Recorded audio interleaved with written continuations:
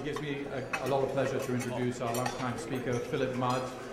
Please, Philip Mudd, one of, I think, the United States' most thoughtful public servants, long-time intelligence officer, number 2 in the CIA's counterterrorist center, now managing intelligence at the FBI. I was having dinner with Phil on Friday, and he mentioned, might he play some sort of role in this? And I said, you're reading my mind, and now he's the luncheon speaker. So it's really great to have him here, and please welcome Philip Mudd.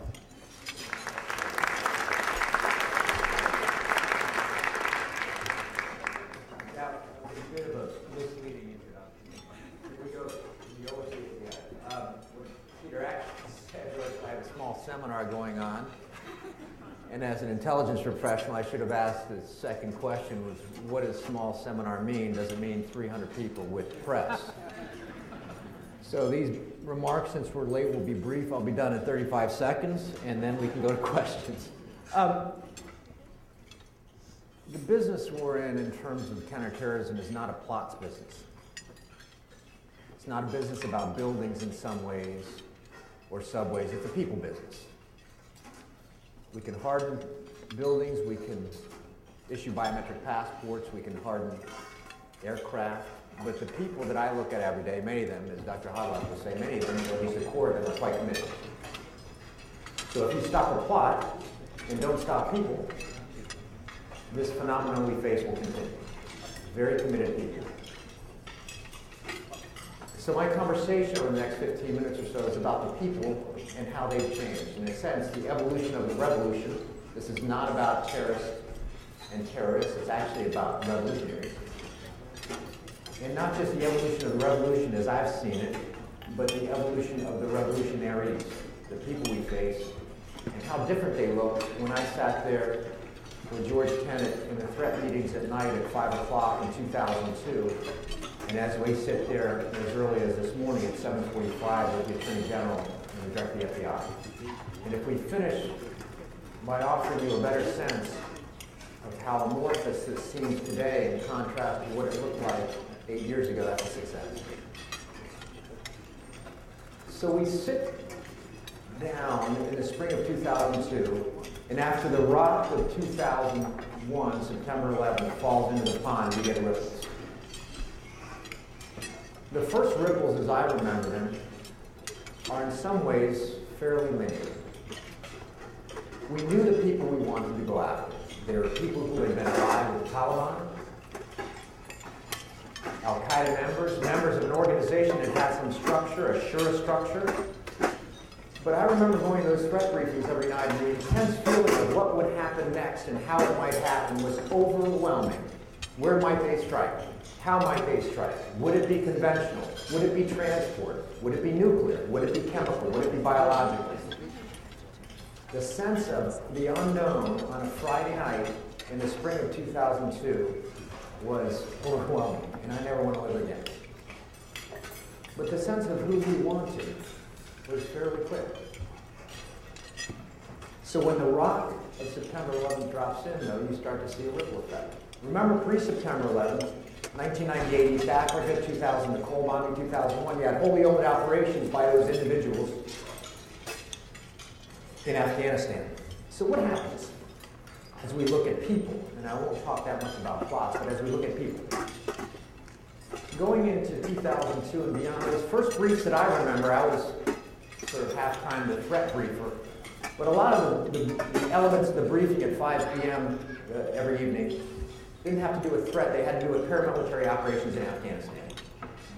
I advisedly didn't use the word intelligence operations. Intelligence obviously supported what the U.S. military and CIA and ally and friendlies were doing. But these are really paramilitary operations against elements on the ground. You evolve into 2002 into more classic intelligence operations. Operations against people like Khalid Sheikh Mohammed and Abu Zubaydah. As the organization itself, the people, move out of Afghanistan without a plan, in my judgment, about what to do next.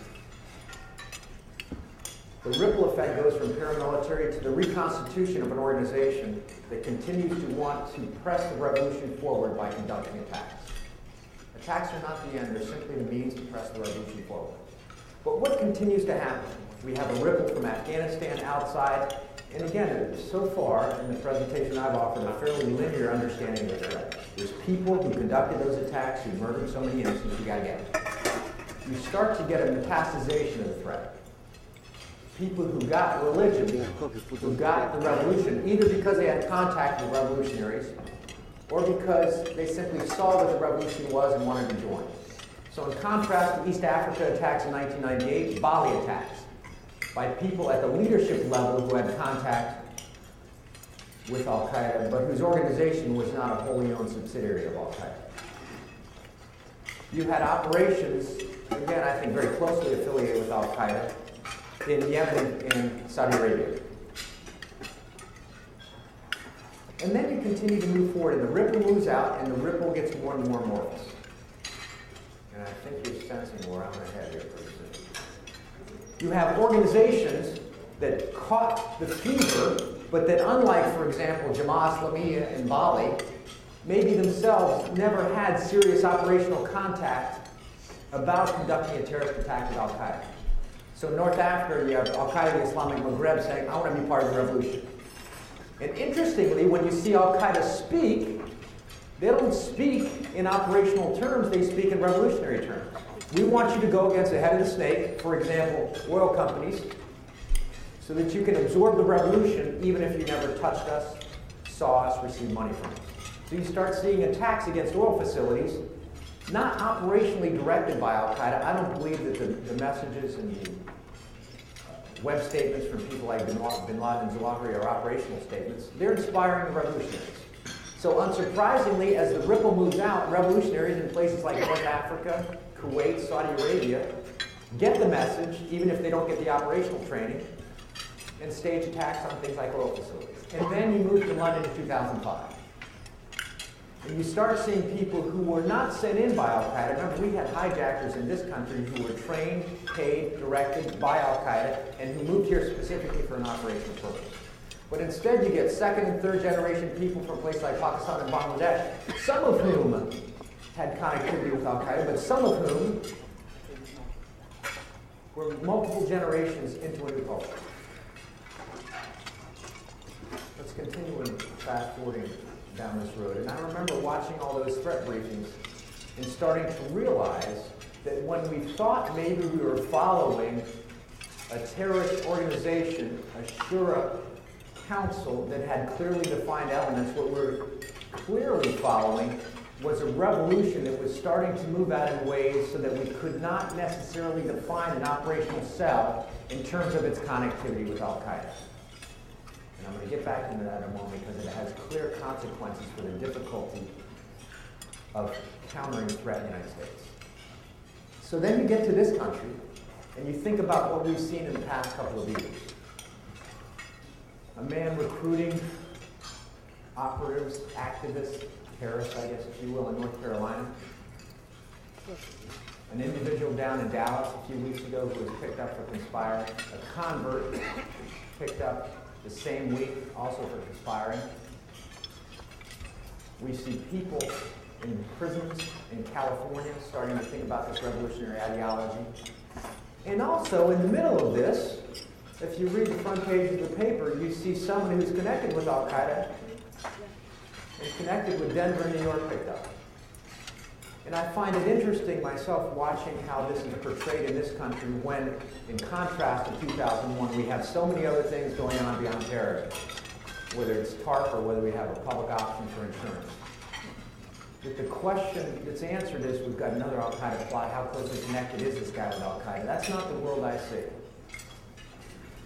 That's sort of a peak that crops up in a sea of activity, and the peak is portrayed in the media, but the sea of activity underneath has become much more amorphous. By that I mean, I can't tell if the next piece that we're going to have to look at 7:45 in the morning is a kid in Atlanta, true case, who's learning how to develop a device based on the internet. I don't know if it's a person maybe who's connected with Lashkar-e-Taiba, which is an affiliated Al-Qaeda organization out of Pakistan, or I don't know if it's somebody who's had direct connectivity to Al-Qaeda via training camp in Pakistan. So a couple things have happened that have made, I guess every professional says, my job getting harder. That have made the job harder. One is, I made the mistake myself as an analyst of thinking that maybe we were involved in a serial war in 2001. The revolutionary organization, as we started to dismantle it, through my counterparts on the operational side, taking down the first major takedown in the spring of 2001, Abu Zubaydah. And then Khalid Sheikh Mohammed, the architect of 9/11. Abu Faraj al-Libi, Hamza Rabia. All those, for those who don't know, all these are major players among al-Qaeda operators. I thought as that architecture of al-Qaeda started to be dismantled in 2001, 2002, 2003, up to roughly 04, 05, that maybe the baton was being handed to affiliate groups like Jamaat Islamiyah in Bali, and to like-mindeds like a kid in Saudi Arabia who wanted to go forget about organizational affiliation, who wanted to just get on a bus and go to Iraq, but that the al-Qaeda architecture might decline. In fact, what we've learned is that these wars are not serial, they're simultaneous. That is, al-Qaeda is a persistent organization. These are not drug traffickers motivated by money. These are true believers motivated by ideology, and they will not go home again. And in parallel, I'm seeing the kid in Dallas who's adopted the revolution and who's operating at the same time that you might have a more centrally directed individual elsewhere in the United States who doesn't even know about it. So that's problem one, a parallel conflict or campaign against entities, representatives of this revolution that look much different. And then the final thing I'll say, to come full circle to the point about plots versus people, is this. So we sit around the table in 2002 and ask ourselves questions. I remember so clearly, so vividly, driving home at night saying, what's next? What's next? What's next? You know, when are we going to witness again a human being jump out of a building? 100 stories up. You know, as someone who deals in a professional environment, this is a motivating experience in ways that I can't hardly capture for an audience like this. What's next? And now, by contrast, not only do you have a campaign that's going on in parallel, al-Qaeda Central versus homegrown, but if this is a people business, we understand in some ways what these people might do. Increasingly, we see, for example, homemade explosives, TATP, stuff they can find in a beauty salon and boil down and make it into a backpack bomb. We have a good sense of what they want to do. For example, we continue to see plotting against transportation. The air plots you may remember that forces you to take your shoes off in airports in 2005. The Madrid tax, for example. Concerns about what might have happened in New York this year had this plot that we've recently seen evolve. You don't know. So in contrast to 7 or 8 years ago, maybe we have a better sense of what kind of problem we're dealing with. But if the core of the problem we're dealing with is people, not threats, not plots, not explosives, my ability to understand what people might be implicated is getting more and more difficult as the revolution attacks society. So, let's take you back to the morning threat group. In the past, in that spring, we might have been saying, if we can get operational access to someone like Khalid Sheikh Mohammed, we can look into his plotting and figure out whether he sent somebody in the United States and whether he can stop the next plot. And instead today, when we see someone considering activity in Denver, Colorado, in Los Angeles, in Miami, in Atlanta, in Chicago, instead of saying, can I look out from a clear operational focus, that is al-Qaeda, and figure out how this individual is directed, I'm looking out from the United States and saying, who is this person? Does he have access to explosives? How's he communicating? Who's he communicating to? My ability to understand the people I'm dealing with today is far different and far more difficult as an intelligence practitioner in a counterterrorism environment, because the revolution has meant that the people we're facing are al-Qaeda Central, they're affiliates, they're like-minded, they're akin to growth, each of whom poses a unique threat to an intelligence profession. So I guess that's the message I leave you. When you watch a plot crop up in the newspaper, you see the tip of an iceberg, and one will say, wow, we still have a persistent al-Qaeda problem. That's not the world I see. We have a persistent revolutionary problem that manifests itself in different ways at different times. And it manifests itself every day at 7 p.m. So please, take the questions. I think we had one from my partner at lunch, so I'm obligated. I'm sorry to do that.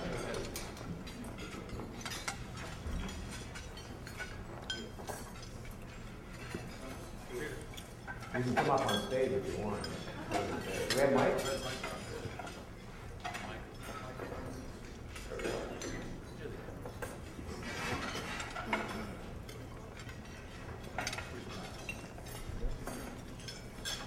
Thank you, Roberta Clark. So with all the changes that have taken place that you described, just how serious should we feel? How threatened should we feel here in D.C.? We're not going to do color warnings anymore. Yeah, good question. Let me offer two perspectives. So I think we're making progress in this campaign, and I think people from the DNI and direct FBI and others have spoken enough about this. I mean, for example, progress against Operation Commanders and Al-Qaeda. And I think that has a clear impact on threat. So I personally think we're doing better than we were, obviously, 8 years ago. But the real answer I want to give you is it depends on what we as Americans expect in security.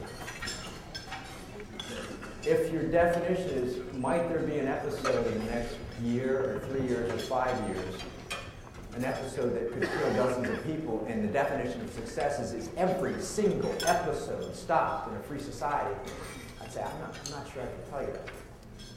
But if your definition is sitting down on September 12th of 2001, have you made major progress against the organization that conducted those attacks? And do you have a much better understanding about how those who have absorbed the revolution might act so that you can counter them? I'd say we're doing okay. And frankly, what I tell my nieces is, worry about drugs, worry about gangs. Terrorism will never destroy this country. And I think the past 8 years have borne that out.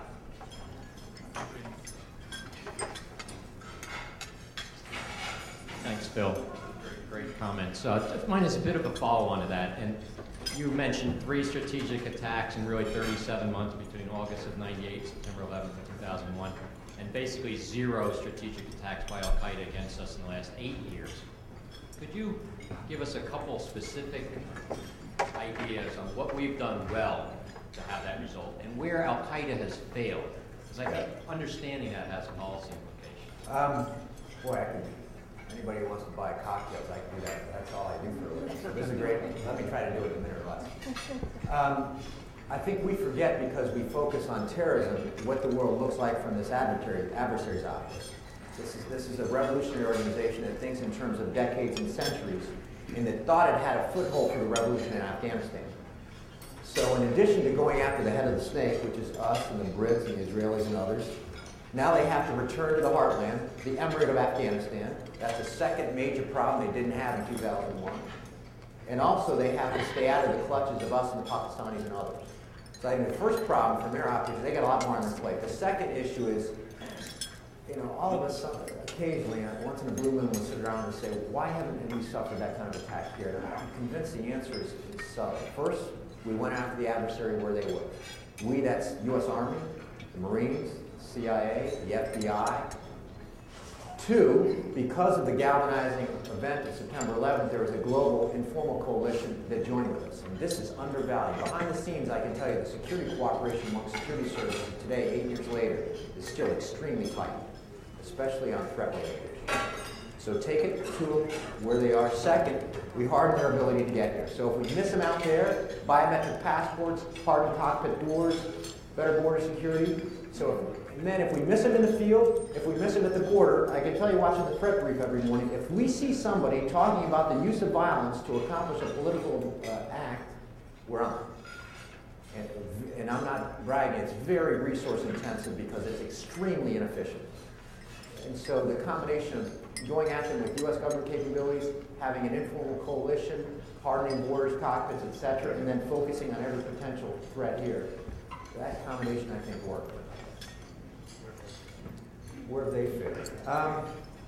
Well, first, I don't think they understood. The question was where they failed. They didn't understand the implications of what they were going to do on September 11th. They didn't have an exit plan. Second, because they didn't have an exit plan, they made a fair number of mistakes, and I think were damaged heavily, and they continue to be damaged heavily today. Third, I think they've made some fundamental ideological mistakes that you can date from even the early 1990s when Algerian militants, for example, killed so many civilians that the Algerian people moved after them. So what does Al-Qaeda do in terms of ideology? Kill Jordanians in a wedding ceremony. Kill Saudis in May 2003. Zarqawi ignores Al-Qaeda and says, I'm going to kill a bunch, forget about the Americans, I'm going to kill a bunch of Shia and Sunnis, by the way, in Iraq. And now, unsurprisingly, in Pakistan, popular opinion, and opinion in the armed forces, for example, is much more heavily anti-Taliban, anti-Al-Qaeda, because they killed a bunch of Pakistanis. So I think their ideology is losing credibility because of the loss of life and innocence. Shoot, if I say anything interesting, please edit it, because I know there's a meeting in the room and I want to avoid it. All right, let's go. Thank you, Jeff Steinberg. I find it refreshing that you're referring to them as revolutionaries and looking at the evolution of revolutionary organizations. In a number of cases in the past, like the FARC in Colombia, Sendero Luminoso in Peru, and now it would appear Al-Qaeda and Taliban in Afghanistan, Pakistan, the logistical requirements have prompted them to get heavily involved in drug activities as sources of revenue, and I'm wondering about the impact of that and the drug flank in terms of dealing with these organizations as they're currently operating, more perhaps criminalized than their original revolutionary ideology might have expected. I think the impact of drugs in Afghanistan and with the Taliban is much more significant. This is a bit of a subtle answer, but it's much more significant than the impact of a relatively small terrorist revolutionary organization, that is Al-Qaeda, to conduct operations. So I view drugs in Afghanistan as a major problem for how the U.S. and coalition forces continue to be able to conduct operations in Afghanistan as part of a counterinsurgency. In the world of terrorism, to my mind, money is sometimes overrated. It's significant because we think of if money is paying for terrorist operations, they got to pay for families, they got to pay for orphans and suicide bombers, etc. The tail of the terrorist organization is significant. But that said, I don't see money as a huge impediment to conducting a single attack. I see it more of a role in something like an insurgency like the Taliban is in Afghanistan. I think they've got some significant money problems, but their problems conducting operations aren't money related. There are things like security problems, they're getting their operatives wrapped up. They've had people with experience over time wrapped up since Zubaydah in 2001, and they're losing a lot of experience. Khalid Sheikh Mohammed was the best example of that. He was terrifically experienced. So it's a good answer.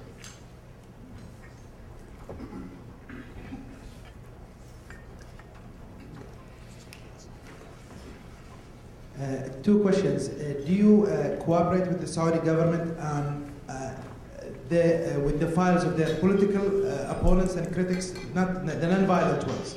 Do you have that relationship? Secondly, do you expect that Al-Qaeda is operating without state support for the past 8 years and be able to mount these attacks without state support, some state support? Look, if there's a group that commits itself to the murder of an innocent child, man or woman, I think we should cooperate with the service that works with us against that group.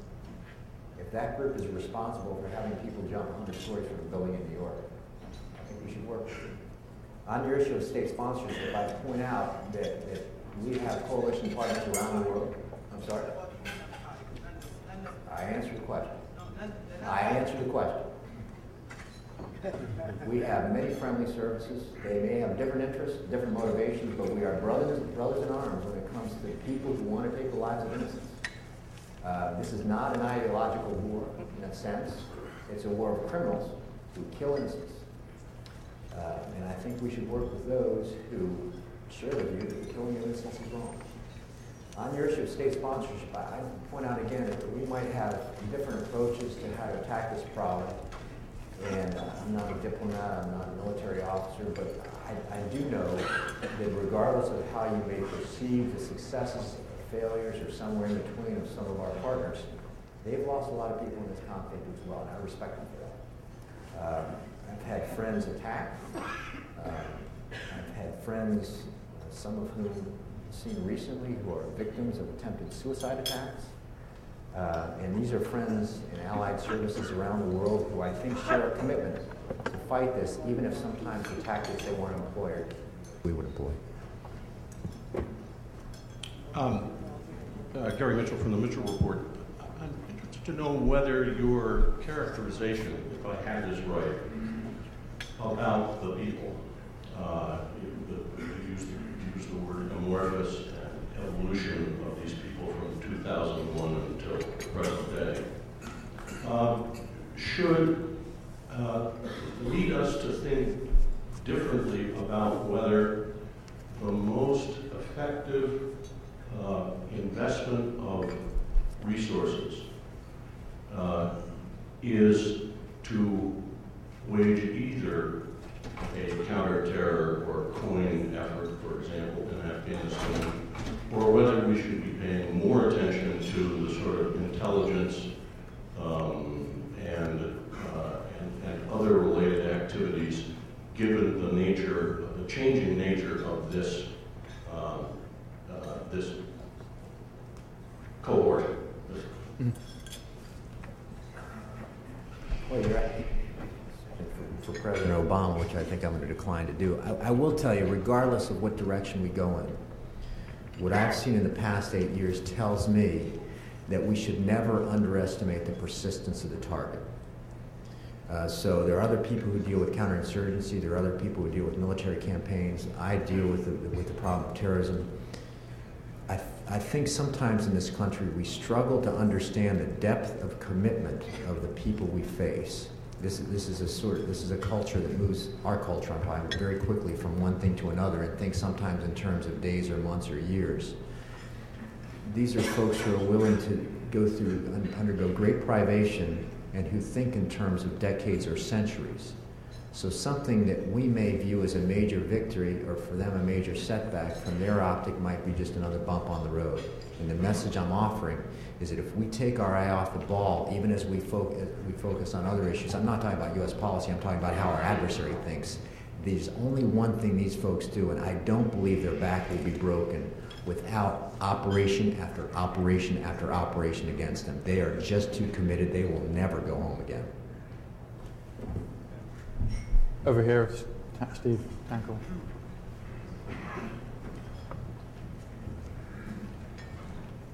Hi, thank you very much. Stephen Tankel from King's College London. I was very interested in what you were saying about the fact that there's not just been a diffusion of the threat, but rather that it's worked along parallel tracks. And when talking about affiliated organizations, I was wondering if you could speak to the issue of whether this is still affiliated organizations providing support networks, etc., as part of peripheral campaigns, and that they remain locally focused on their own fight, or whether they are adopting the ideology that would lead affiliate organizations to be the lead agent in attacks against U.S. interests. I guess my question is Al-Qaeda Central still the motive force behind this, or has that shifted? I think if you define the problem narrowly in terms of terrorist operations within a revolution, that you still see an impact of Al-Qaeda in some areas with close affiliates. For example, some of the affiliates in the Arabian Peninsula might have connectivity with Al-Qaeda and seek help from Al-Qaeda. I do think it's worth remembering in some ways, if you look at Al-Qaeda ideologists, there's one guy from Abu Musab al-Suri, for example, who writes about how to spark a revolution, both from a thought perspective, you want more and more people to be absorbed in the revolution, and from an operational perspective. Dispersed cells are more operationally secure, because if you take one out, you don't necessarily take the other 10 out. I think in many of the cases that we see, there are people who may have some limited connections with an Al-Qaeda Central organization, but who are really more significant because they're taking the ball by themselves in ways, and I think we did see less of that 8 years ago. The connectivity between some of these affiliates in places like the Arabian Peninsula and Al-Qaeda 8 years ago was much tighter. We'll want to thank Phil very much for that very stimulating